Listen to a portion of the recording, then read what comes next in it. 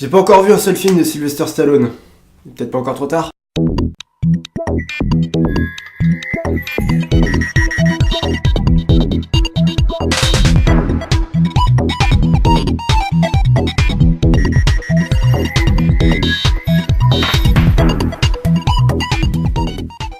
Salut à tous, c'est Pixey, j'ai pas mal de choses à vous dire. Alors d'abord, critique de Creed 2, voilà, je comptais pas forcément aller le voir, et c'est Fabien qui m'a convaincu.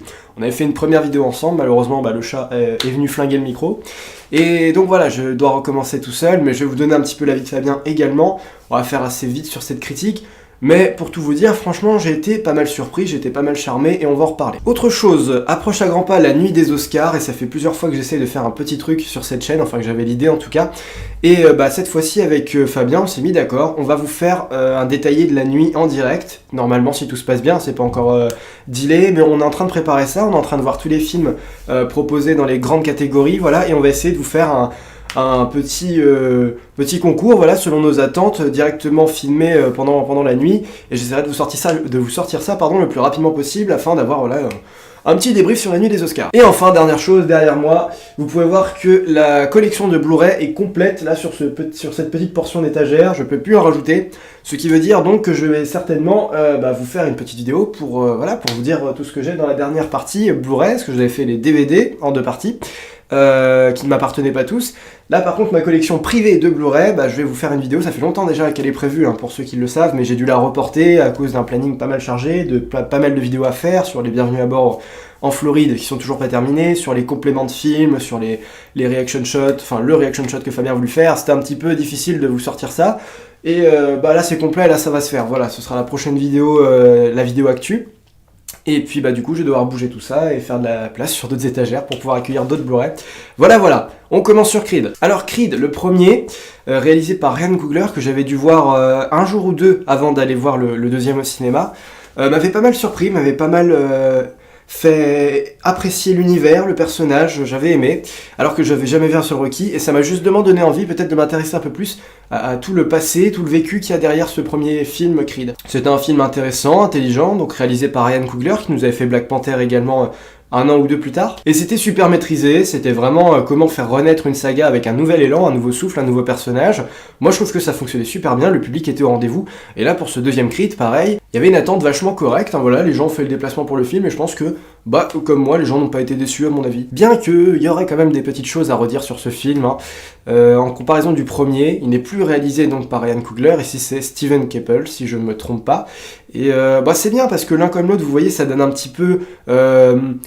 Ça donne un petit peu ses chances à des premiers réalisateurs, à des mecs pas encore trop connus, de pouvoir se faire la main là-dessus, voilà, toujours avec, Sylvester Stallone produisait le premier, ça m'étonnerait pas qu'il fasse aussi le 2, on essaye un petit peu d'accompagner ces jeunes réalisateurs sur des grosses licences pour pouvoir à la fois les laisser faire, à la fois leur montrer, leur tracer un chemin, quand même, parce que Black Panther maintenant est aux Oscars, on vous en reparlera dans cette nomination, donc c'est que Ryan Coogler fait quand même bien son travail sur certains aspects de réalisation, de film, de fabrication du métrage.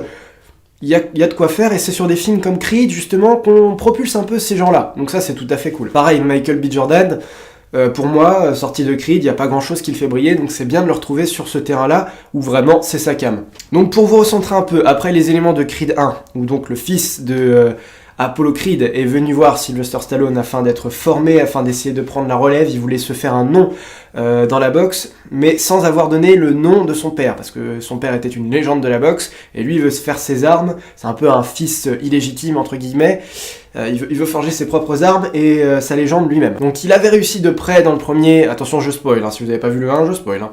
Il avait réussi de près à vaincre le champion en titre, il s'était attiré la gloire du public, mais n'avait pas réussi à décrocher la ceinture auprès du jury. Donc là, cette fois-ci, en début de film, Creed va tout de suite décrocher le titre, va confirmer la légende qu'il est, c'est bien le fils de Apollo Creed, il est vraiment surpuissant comme son père, il est magnifique et tout, jusqu'à ce que débarque un vieil ennemi sorti des tiroirs des vieux Rocky, le fils du mec qui a tué son père en plein combat de boxe. Et alors là, le challenge est grand pour Creed, voilà, la question va se poser, Est-ce qu'il faut relever le défi lancé par ce mec qui est rempli de haine et qui cherche juste à redorer sa maison, son nom, quoi, histoire de... Voilà, parce que en fait, Rocky était parti venger le père de Apollo Creed, et le mec s'en était pris plein la gueule, et du coup, il forme son fils à prendre sa revanche. C'est une histoire de combat, de revanche.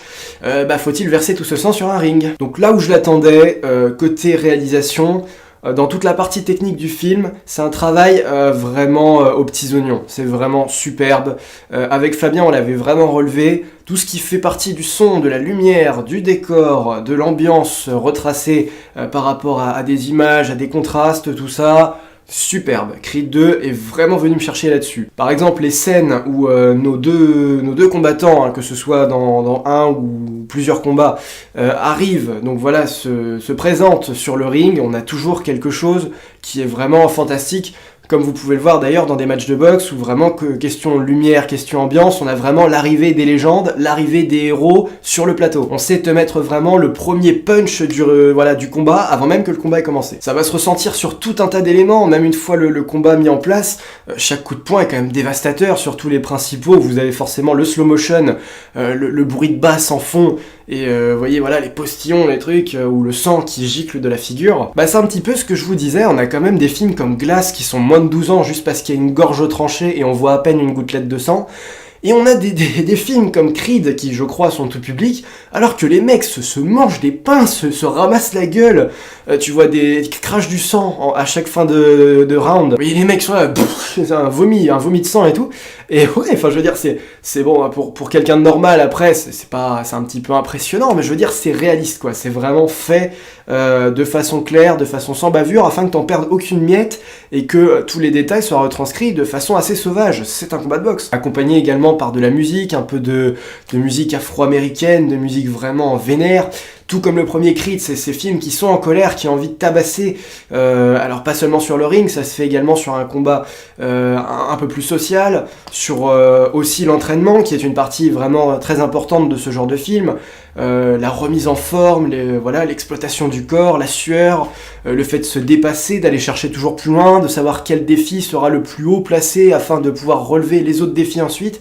Ça c'est super important, c'est toujours accompagné là aussi par de l'ambiance, par des sentiments qui font fureur dans le film. Ça c'est pour les meilleures parties de Creed 2. Disons que c'est un film qui va vraiment vous captiver sur ce genre d'humeur, sur ce genre de punch, qui va vraiment jamais vous laisser en plan, jamais vous laisser sur le banc de touche. Vous allez être animé de la même force, je pense, que ce personnage, que Creed. Moi parfois j'avais les jambes qui tremblaient, j'avais des sueurs froides dans le dos sur les combats par rapport au dénouement, par rapport à la puissance qu'il y avait et qui me faisait parfois un peu peur ou qui justement m'animait d'un feu vraiment glaçant.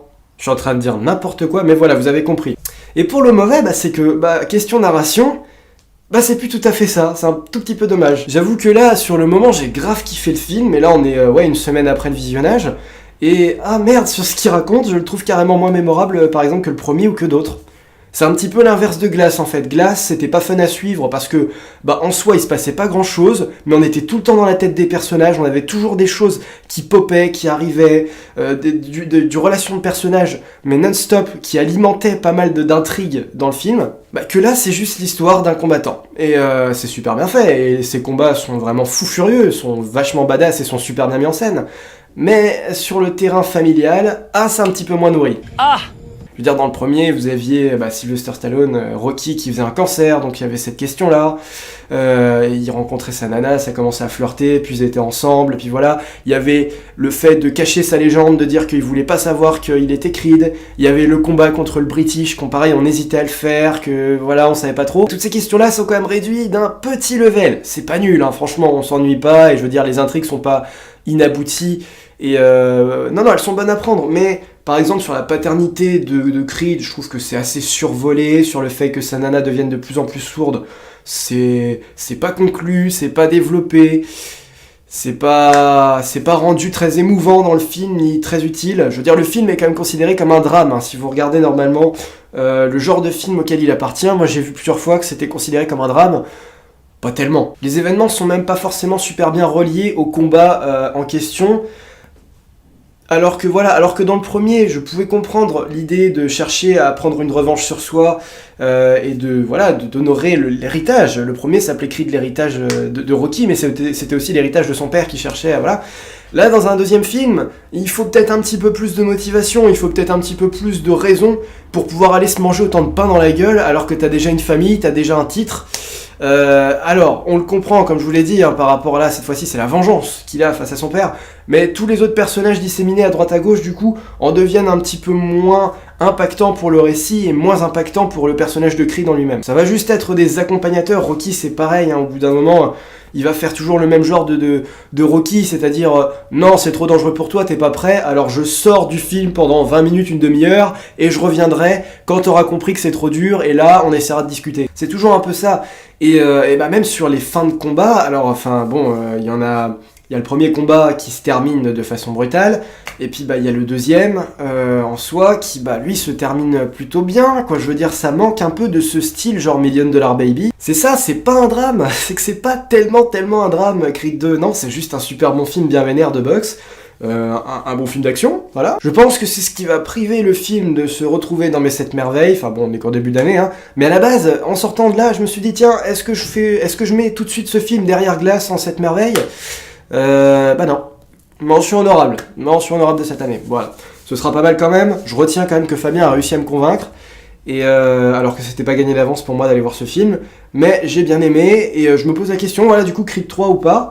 Je trouve que là, justement, on commence un petit peu à moins raconter aussi bien les choses, et voilà. Alors après, s'il y a un 3, j'attends de voir quel genre d'histoire ça pourrait être. Est-ce que ce serait la fin de carrière de Creed? Est-ce que ce serait déjà son début de départ à la retraite, ou je sais pas, voilà, former une nouvelle génération une énième fois, je sais pas, je trouve juste qu'on commence un petit peu à se répéter, et que là la formule est pas aussi neuve et aussi explosive que dans le premier.